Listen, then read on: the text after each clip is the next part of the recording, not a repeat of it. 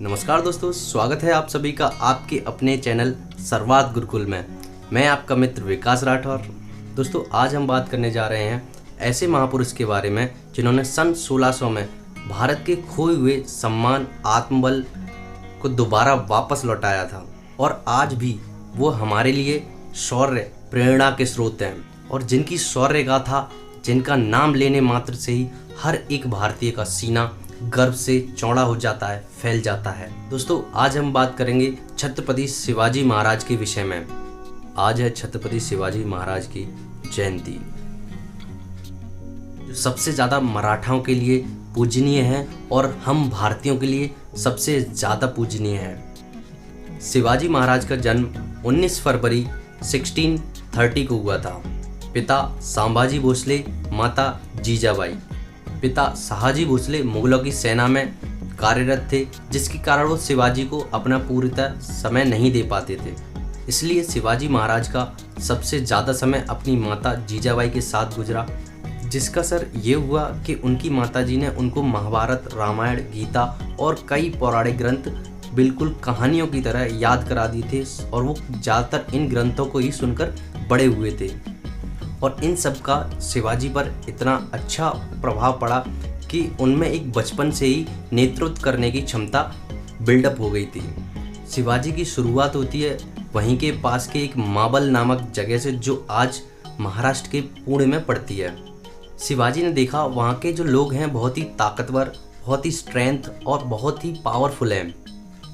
पर शिवाजी ने वहाँ ये भी देखा कि वो लोग केवल मानसिक तरीके से कमज़ोर हैं, उनके अंदर स्ट्रेंथ बहुत है, ताकत बहुत है, मगर वो स्वयं लड़ नहीं सकते। और शिवाजी को लगा इन्हें सही दिशा निर्देश न मिलने के कारण ये भटक रहे हैं। एक दिन शिवाजी महाराज ने सारे गांव वालों को इकट्ठा किया और उनको बताया। उन्होंने कहा कि आप जानते हैं, आप मराठाओं को मुगलों का नौकर कहा जाता है, गुलाम कहा जाता है। और शिवाजी महाराज ने कहा कि ये गुलामी जो है वो एक मेंटलिटी है, मानसिकता है, दिमाग से है, शरीर से नहीं है। और इस मानसिकता से हम मराठाओं को बाहर आना होगा। उस समय के मुग़ल शासक निजाम शाह और आदिल शाह हुआ करते थे और उन्होंने मराठाओं को उनकी गुलामी और उनके चंगुल से गांव वालों मराठाओं को बाहर निकालने के लिए तैयारी शुरू कर दी थी। शिवाजी महाराज ने अपना खंजर निकाला और अपना अंगूठा काटकर शिवलिंग का रक्त अभिषेक कर दिया था। और वहीं से शुरुआत होती है छत्रपति शिवाजी महाराज और मुगलों के बीच संघर्ष की। और तभी शिवाजी महाराज ने ऐलान किया कि मैं स्वराज यात्रा निकालूंगा। और छत्रपति शिवाजी महाराज ने कहा कि ये गुलामी एक मानसिकता है। और हम आपको बता दें, छत्रपति शिवाजी महाराज के पास उस समय ना कोई बड़ी सेना थी, ना बड़े हथियार थे, ना ही किसी ऐसे बड़े शासक का अपने पीछे सपोर्ट था। पर फिर भी बस एक जुनून था कि स्वराज लाना है। शिवाजी महाराज जितने शारीरिक बल के धनी थे, उतने ही बुद्धि के भी धनी थे।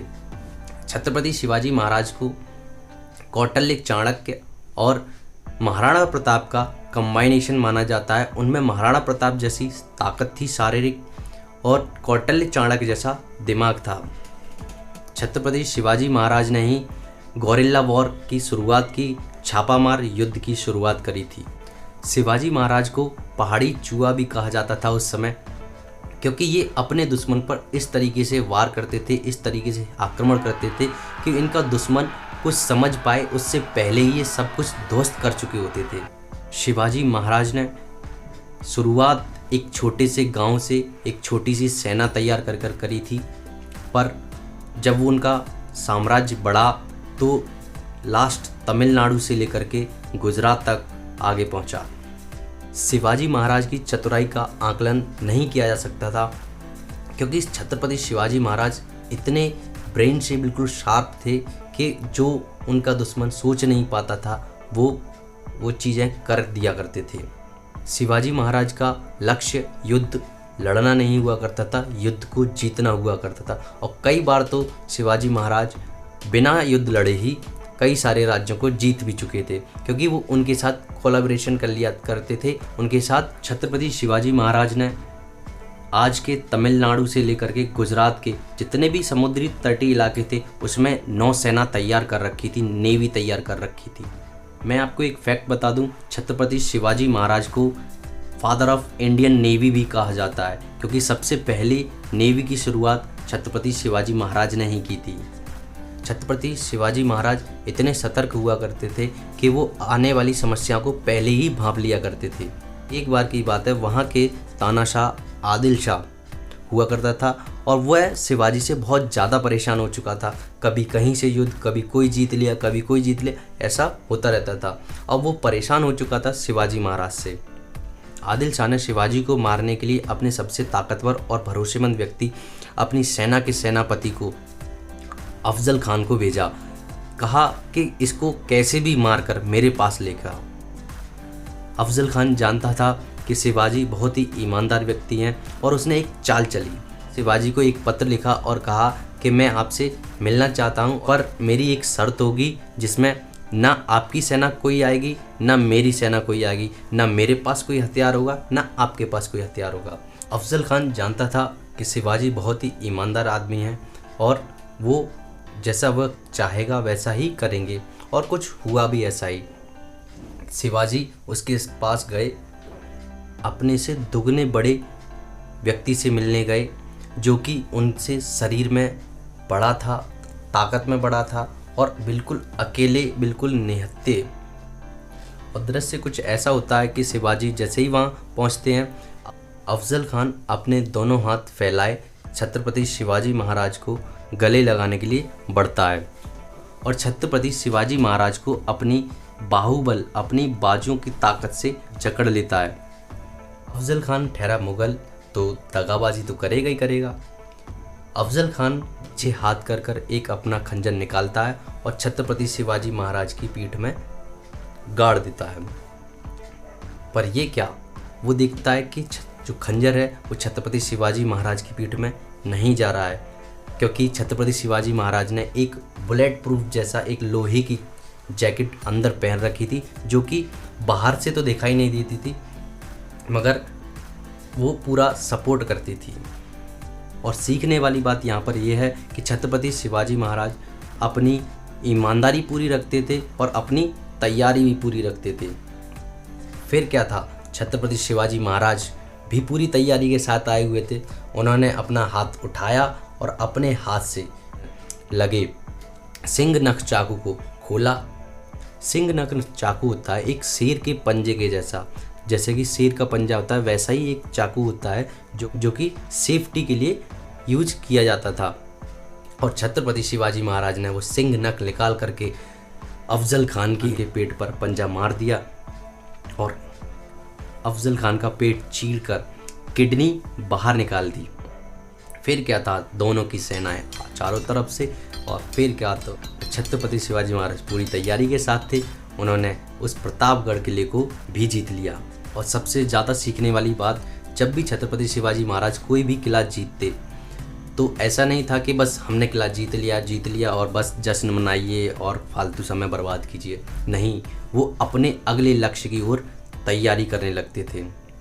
ऐसा नहीं है कि हर बार छत्रपति शिवाजी महाराज ने जीता ही जीता हो, कुछ जगह पर वो हारे भी थे, पर हारने के बाद भी वो रुके नहीं, आगे बढ़ते रहे। और उन्होंने प्रतापगढ़ किले के जीतने के मात्र 18 दिन बाद ही एक पनहल का किला भी जीत लिया था। एक बार की बात है, मिर्जा राजा जयसिंह, वैसे तो वो एक हिंदू राजा थे, मगर जब वो मुगलों के साथ मिल गए थे तो मुगलों ने उनके नाम के आगे मिर्जा लगा दिया था। राजा जयसिंह ने छत्रपति शिवाजी महाराज को एक युद्ध में हराया था और जिसमें उन्होंने एक संधि करी थी और पुरंदर की ट्रीटी साइन करवा ली थी, जिसमें छत्रपति शिवाजी महाराज के 23 किले मिर्जा राजा जयसिंह के पास चले गए थे। और यहाँ पर ही छत्रपति शिवाजी रुके नहीं और फिर से कम बैक किया, वापस आए और मात्र कुछ ही सालों में 300 से भी ज़्यादा किले जीत लिए थे।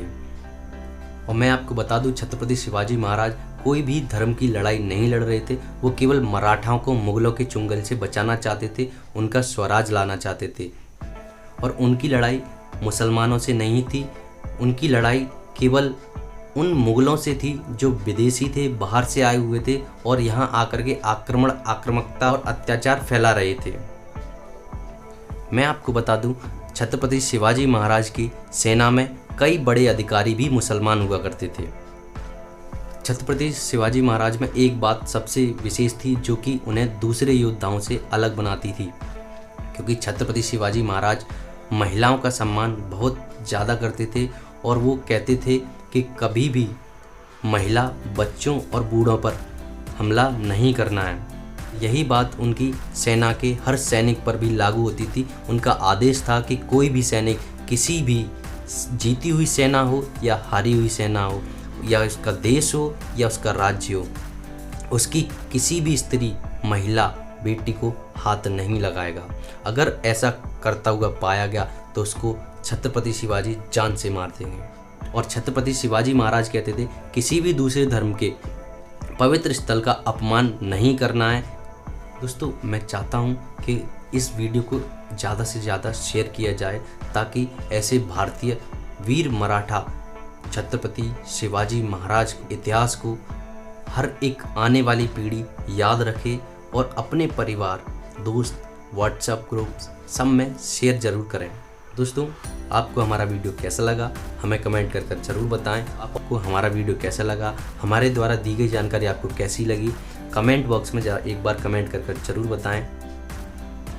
और वीडियो को लाइक करें और आगे शेयर भी करें। अगर आप हमारे चैनल पर नए हैं तो लाल बटन दबाकर सब्सक्राइब जरूर कर लें और बेल आइकन को ऑन जरूर कर लें ताकि आने वाला न्यू वीडियो और नई इन्फॉर्मेशन आपको जल्दी से जल्दी और सबसे पहले प्रोवाइड हो जाए। तो दोस्तों, मिलते हैं फिर एक नई वीडियो में एक नई जानकारी के साथ। दोस्तों, माता पिता से प्यार करिए, देश से प्यार करिए। जय हिंद, वंदे मातरम।